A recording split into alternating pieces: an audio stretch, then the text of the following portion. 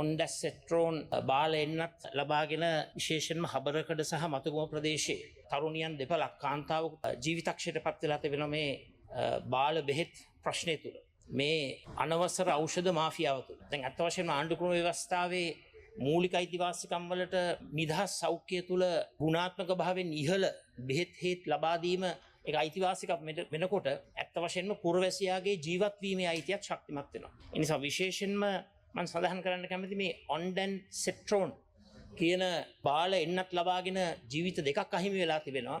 මේ තත්ත්වය තුළ මොකද්ද මේ පිළිබඳව ගන්න ක්‍රියාමාර්ගය අද හැබැයි අහන්නට ලැබෙන්නේ මේ සෞඛ්‍ය ශාස්ත්‍රයේ තියෙන දූෂණ වංචා හෙළිදරව් කරන වෛද්‍ය බෙල්ලන මැතිතුමාව මාධ්‍යයට කතා කරයි කියලා එයාගේ රැකියාව අහිමි කරලා තිබෙනවා. එහෙම වෙන්න බැහැනේ. විනාඩියක් ගරු කතානායකතුමා.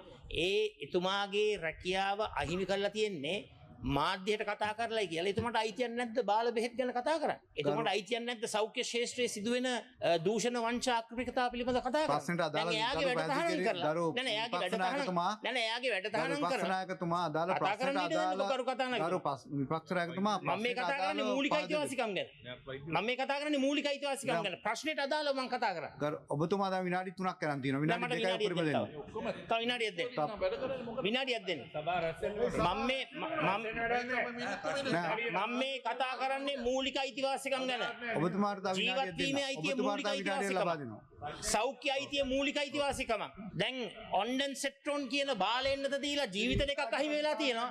කාගේද වැඩතහනම් වෙලා තියෙන්නේ? හැබැයි බෙල්ලන මහත්මයා මාධ්‍යයට කතා කරයි කියලා මේ රටේ සෞඛ්‍ය ශාස්ත්‍රයේ තිබෙන දූෂණ සහ වංචා පිළිබඳව කතා කරයි කියලා එයාම ගෙදර යවලා තියෙනවා. මොකද්ද මේකේ සාධාරණත්වය? මං ඉල්ලීමක් කරනවා කාරුණික. මම මේව හැන්සට් ගත කරනවා. මං අහන්න කැමති අර ජීවිත අහිමි වුණු ඒ හබරකඩ 37 හැවිරිදි කාන්තාවට මතුගම 23 හැවිරිදි කාන්තාවට කවුද ඒ කාන්තාවන් දෙපළගේ අයිතිවාසිකම් ආරක්ෂා කරන්නේ? මොකද්ද රජයේ දෙන උත්තරේ?